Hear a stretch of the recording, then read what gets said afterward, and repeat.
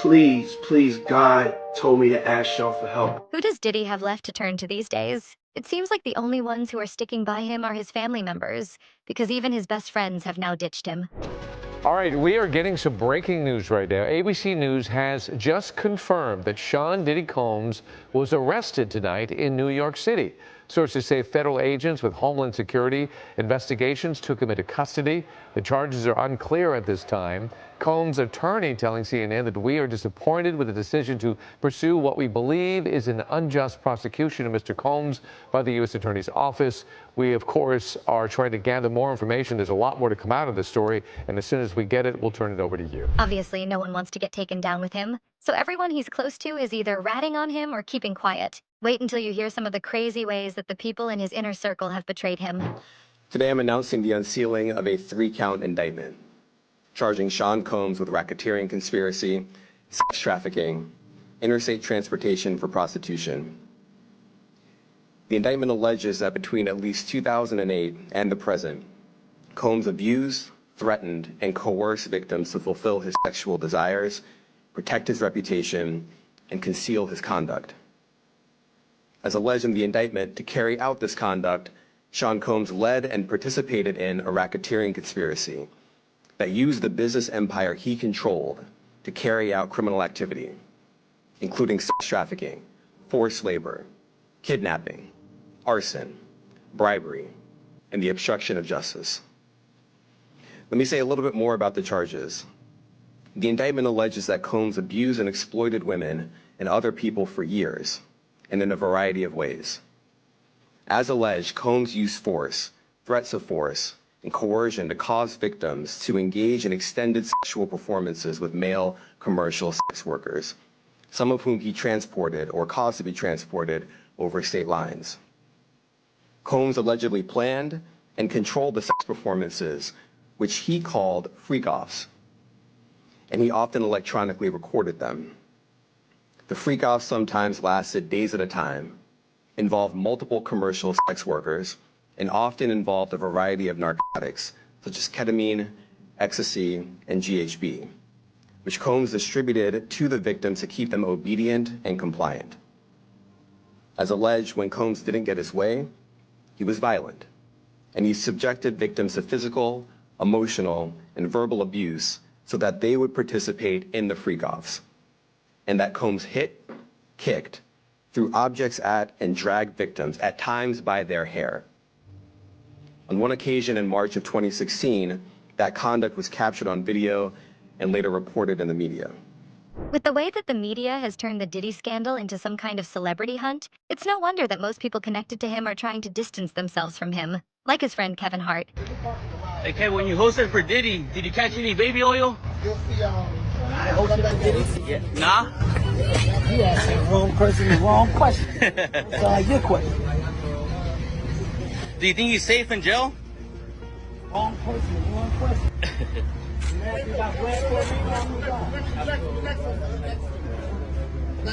And Cuba Gooding Jr. Embroiled in another scandal. He was named as a co-defendant, accused of sexual assault in one of the many lawsuits against Diddy. Cuba has vehemently denied the allegations. Well, how do you fully escape it, though? Like your name, for example, was mentioned in the Diddy case. Which was the most ridiculous thing ever. Because you barely know This is the right? most ridiculous thing ever. But again, welcome to being a celebrity. Welcome to my world. And his friend Ray J. I think you should also know how to move and not do stupid stuff like that. I think a lot of the stories are becoming out of control and super extreme. Again, you start one way, and then as it builds, there's thousands of people coming in creating a new narrative, and when you do your research or your due diligence on it, a lot of it doesn't come back real. So now you're stuck in a position to go, is any of it real, or how much of it is real? And I think that's where we are now, because they just keep piling on and on and on, and now everybody's starting to feel weird about it and starting to feel like it's all starting to look like it's one-sided against one man, and people aren't liking it. Do you still believe that we're going to see a lot of bold-faced names get pulled into this because of their knowledge or their participation in what Diddy is accused of? You know, I think that there might have been times where people have partied with a certain team of people and it might have been a freak off at that party, right? But I can guarantee you, most of the celebrities that's went to Diddy's parties never even heard of a freak off. So the freak offs in the beginning sounded really interesting, you know, and entertaining, I would say. But in this space now, when you look back, where were the freak offs? Everybody that's super legitimate, that's an A-list celebrity or whatever they say, you know, from my knowledge and just me knowing, I've never seen a freak off. What does that really mean? I mean, is that really real? Is this 50-50? Are we creating a new narrative for something that's not there? Was it really dope in the baby oil? I mean, what are we? Who worked closely with him. It seems like almost every week, a new famous person's name is dropped, with outlets claiming that they were either collaborating with Diddy or they knew about the dark things he's been accused of. Just coming out this evening, Jay-Z is being a minor along with Diddy at a MTV VMAs after party back in 2000, according to documents obtained by Fox News Digital tonight. The lawsuit, which was initially filed back in October, was refiled tonight in New York by an anonymous accuser claiming Jay-Z, whose full name is Sean Carter, raped her while Combs and Celebrity B watched. So that other celebrity was not named. Initially, the lawsuit stated Combs raped the minor while Celebrity A and Celebrity B watched. Carter was named as Celebrity A in the refiled lawsuit. Representatives for Jay-Z did not immediately respond to Fox News' digital request for comment. Combs and Carter allegedly, quote, took turns assaulting the minor, according to the lawsuit. Many others were present at the after party but did nothing to stop the assault, it alleges. The 13-year-old girl was dropped off at Radio City Music Hall by a friend as she wanted to attend the MTV Video Music Awards back in 2000, according to the lawsuit. In an attempt to gain entry to the venue, she began approaching limousine drivers waiting outside the celebrity-filled event. One of the limousine drivers she spoke to claimed to work for Diddy, the lawsuit read. He told her that Combs liked younger girls and said that, quote, she fit what Diddy was looking for, not allowing her into the awards, but inviting her to an after party. So obviously, a lot of celebrities are either keeping their lips sealed tight or they are alleging that they knew nothing about their friend's darker side. Take actor Marlon Wayans, for example. Can I ask you about this? Because people be asking me about it. These Hollywood parties. Marlon, you been to the Hollywood parties. What's going on in these Hollywood parties? I left early. Because people think that. I've been to plenty Diddy parties. I left early. I swear to you, I've never seen the stuff that they claim to be going on. I never seen it. I never, those aren't the type of parties that I go to. I don't frequent those type of parties. And even if I go, like I said, I've never seen any of this. I'm like, when I hear about it, when did that happen? At what time did this go down? Because I was there till 3:30. You mean 3:32? So they waiting for me to leave? Like, all right, good. That Wayans nigga's gone. He talked too much. I've never seen it. Never seen nothing. You know, I see drugs, you know. Yeah. I don't be seeing like, I'm not a man that's about the gangbangs and the this and that. Yeah. If I buy a party, I like my own party. Yeah. You know what I mean? Even if I'm me and, you know, back in the day, it'd be me and some chicks, it'd be me and some chicks. I don't need me, some chicks, and some dicks. Nah, this is my party. It's my slow. Ain't no Amtrak going on. It's all love. This a love session here. Like, go, but I you know Amtrak's, because that'll get you in trouble. Yeah. I see the forest through the trees. Because I got God in my life. Right. I got my daddy in my life. I got my mama. Don't do that. Yep. Now you know better. Yep. Everything that you do, one day can come back to haunt you. So you gotta be careful how you show up. I don't have no blemishes on my NASCAR. I am brand clean. I don't go to jail. I don't do DUIs because I don't drink and drive. If I'm gonna have me a drink, I don't care where I'm at. I'm gonna call me an Uber. Right. I don't drink and drive. I don't get into silly things. Yeah. Yeah, I don't do that. I don't carry jewelry or nothing of value because I don't want to give you a reason to want to rob me. I got nothing. You want a credit card? Go for it, man. You got 20 minutes. Have at it. Right. Go rock out before I have to call in this. Someone stole my car. I don't drive fancy cars. Fandom Wire described him as a close friend of Diddy's. And though he's kind of come to the rap mogul's defense by saying that he never saw him do anything incriminating, he's also admitted that things could have happened when he wasn't around. Marlon was interviewed on Club Shay Shay, and when he asked what went on at Diddy's infamous parties, he immediately answered that he left early. You said prison. I'm just curious. How many times have people asked you, have you ever been to a Diddy party? What the f they got to do with prison? How you get that? Because Diddy's in prison. It just made me think about it. I seen the baby oil behind you. It just made me think about it. Oh, that's crazy. You do have a baby oil. I know Puff since he was Puff. We went to college together. And throughout the years, the 90s, come on, man, my Biggie, and I've been around a long time. And I will say this, I've been to maybe 10, 15, some of this house, I've never seen. When they're like, oh, well, there's videos. Great. Show me. You gonna see me sipping Ciroc and maybe pushing the deli on to the side because that's too strong. But you ain't nasty. And nasty. I never been to a freak off. That's just not my vibes. That's not Wayne's vibes. I go to a party, whatever, but I always got my mother, my father, and God. And you can be around things and then go, yeah, this ain't for me. That's just never been my vibe. This is a claim that many celebrities who'd been photographed attending the parties have made when they were asked the same question. Marlon confessed that he'd been to plenty of Diddy parties over the years, but he quickly added that at not one of those events had he ever seen the kinds of scandalous things that have been listed in many of the lawsuits against the disgraced rapper. It's been reported that in the early hours of the morning, after many of the famous guests had already left, the party would turn into what Diddy called a freak-off. At these freak-offs, victims would allegedly have things slipped into their drinks, reportedly so that they'd be easier to manipulate and control. They would then be forced to lay with adult workers for Diddy's sick entertainment as he watched. It's also been said that he sometimes even recorded the shocking incidents to use as extortion material. Marlon insisted that he never saw anything like that, though. Those aren't the type of parties that I go to. I don't frequent those type of parties. He even joked that if those sorts of things happened, they must have happened just minutes after he left. He admitted that he would stay until around 3:30 in the morning, so any of the graphic and illegal allegations would have had to have gone down after that time.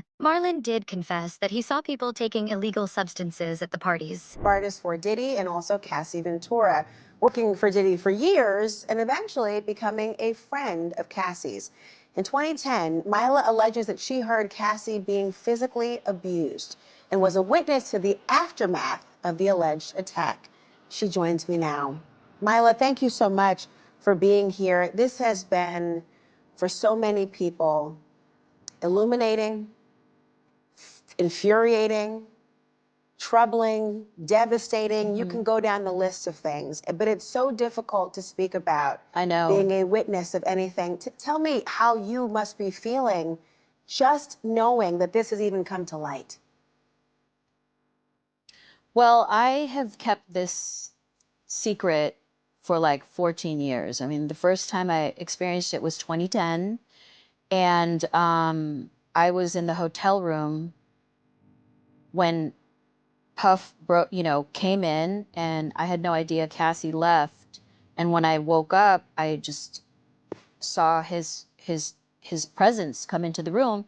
They went into the bedroom and shut the door, and all I could hear is screaming. But he said that he would never be involved in any scandalous situations because he had God in his life. And he had his mom in his ear warning him not to make mistakes. He said, everything that you do, one can come back to haunt you, so you gotta be careful how you show up. But according to the New York Post, some social media users didn't believe that Marlon was being 100% truthful. In an old Twitter post from 2009, Marlon shared that he'd been going to Diddy parties for 15 years by that point, and he had never been let down. He wrote, "Ain't no party like a Diddy party. Good times." A Twitter user recently found the post and commented on it, saying that Marlon's claims about leaving early were BS, and he told him that the truth would set him free. But Marlon still denied that he had anything to do with the alleged raunchy after-parties. Puff going through right now, yo, he having a long talk with God. This is a much needed long talk, and that's between him and God. It's not on for me to have even an opinion about it, because I know it's kids, and I'm like, yo, nobody has any kind of compassion for the daughters or the sons and what they going through as a family. I come from a family. You know what I'm saying? At the end of the day, but even with that, you know, I still, like I said, compassion and love for the women, because those things aren't cool. But God is the only judge, and he's sitting with God right now and having this conversation. So whatever God wants, this is everything I go through. Everything is God. Like, I went through a situation where my assistant stole money from me. I was like, cool. You know, whatever God wants, that's what God's going to do. I'm going to forgive you already in my heart. I forgave you, so I'm not toxic. I've had my talk with God.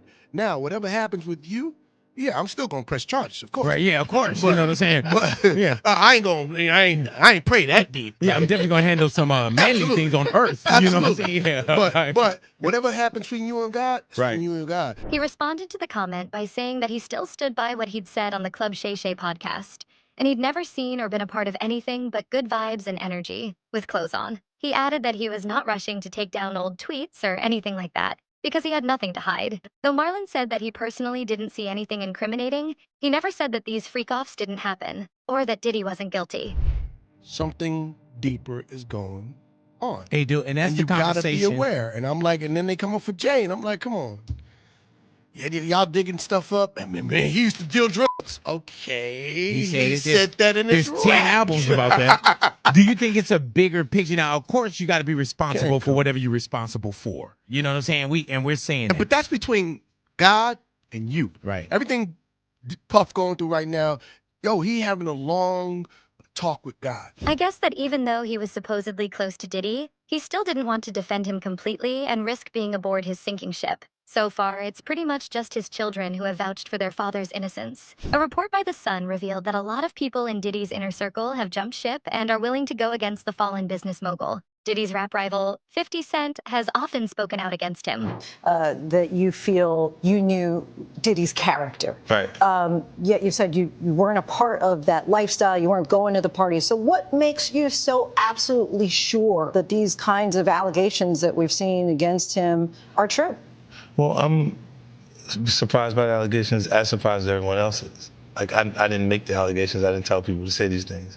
It comes out, I see it in the news like everyone else. But I did feel uncomfortable with the way you would present the idea of going to these projects. To come party with me. Yeah.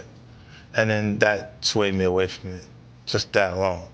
So you didn't realize as much stuff is coming. Like, when I seen today, it was allegations of 3 men that said he drugged them, and it's a long time, to be honest with you. Like, when people don't remember being violated for 20 years, it makes me feel a little hard. What are your thoughts on the allegations against Jay-Z? That was interesting. When I was saying things, not knowing exactly what I was saying, but I was going with, like, where's Jay at? He's mad quiet. Like while the Puffy thing was going on. But it's obvious now that his team was being made aware that he was in those allegations also. You know, so I hope it works out, because with his family, the things that go on internally is those accusations. And in 2024, it was even revealed that he was working on a documentary that would examine the horrific allegations to do with Diddy and how he treated the people around him. The project is still in production, and it's being worked on in real time as more victims continue to come forward. A source also told the outlet that Diddy's former security and inner circle had all signed deals with Netflix for 50 Cent's documentary. His former bodyguard said this about one party. A couple parties I seen, I knew that they were spiking drinks. My girl was at the New Year's party, right? I'm at the front door. I gotta make sure everybody got their passes and everything like that. So then my girl and her girlfriend is in the party. So they get bottles of champagne. You know what I'm saying? And I'm looking for them. After everybody comes, they close the door. So I'm going knocking in doors, looking at people. I'm looking for my kid's mother now. What's going on? And I'm getting hysterical. So I decided to go to the car, and I looked in the car. She was in the car asleep. She said, Gene, we started drinking the champagne, and I didn't feel good. And me and Debbie came here and went to sleep. But not only celebrities, I don't think it's only celebrities going to be shook. He had politicians in there. He had princes in there. Uh-oh. He also had a couple of preachers in there. Oh, damn. Is he talking about who I think he's talking about? You think?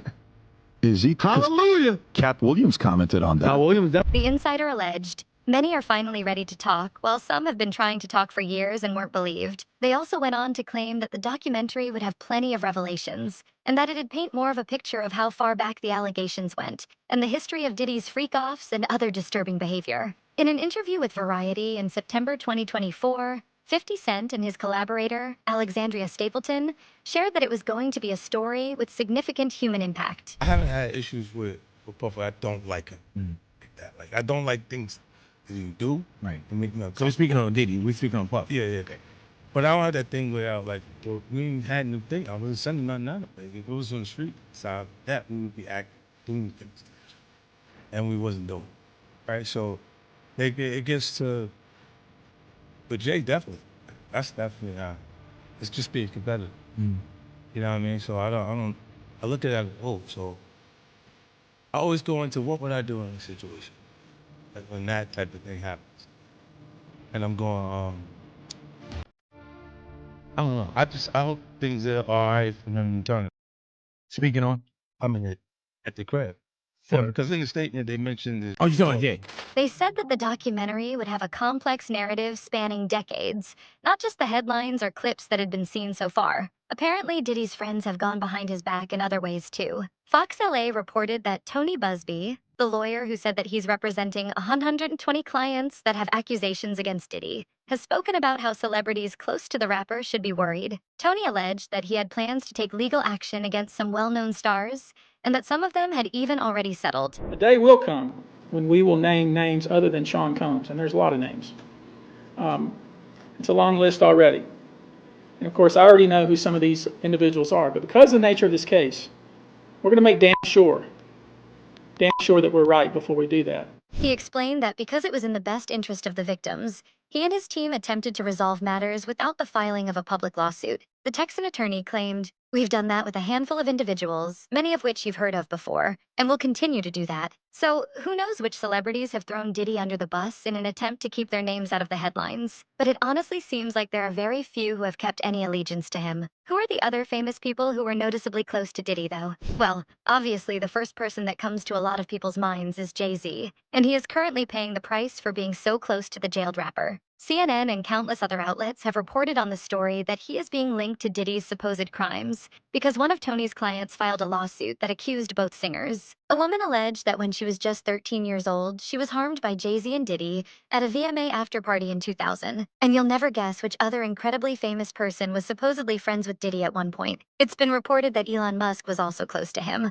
The Blast released an article about their relationship. They wrote that according to a book titled Character Limit, Elon once bragged about how he was good pals with Diddy as he allegedly tried to prove that he wasn't racist. He reportedly told an interviewer, "I don't know if you know this, but Puff is an investor in Twitter. You know, he's a good friend of mine. We text a lot." The pair were spotted together at a 2022 Dave Chappelle show, and again at Kanye West's Donda 2 experience. But in late 2024, Elon publicly turned on Diddy when he posted an article about the shocking claims that Diddy harmed children. In the caption, he asked how many people in the music and entertainment industries knew about the dark things he was accused of. Another surprising celebrity friend of Diddy's was Ashton Kutcher. The Standard reported that he was once asked to give some inside info about his experiences at Diddy's home during an episode of Hot Ones in 2019. But Ashton just laughed and said that he had a lot that he couldn't tell. He went on to say, "Diddy party stories, man. That was some weird memory lane thing." He is one of the many celebrities connected to the rapper who've distanced themselves by keeping their mouths shut. But anyway, what do you guys think about all this? Which celebrity do you think will be next to be dragged into the Diddy scandal? Let me know in the comments below.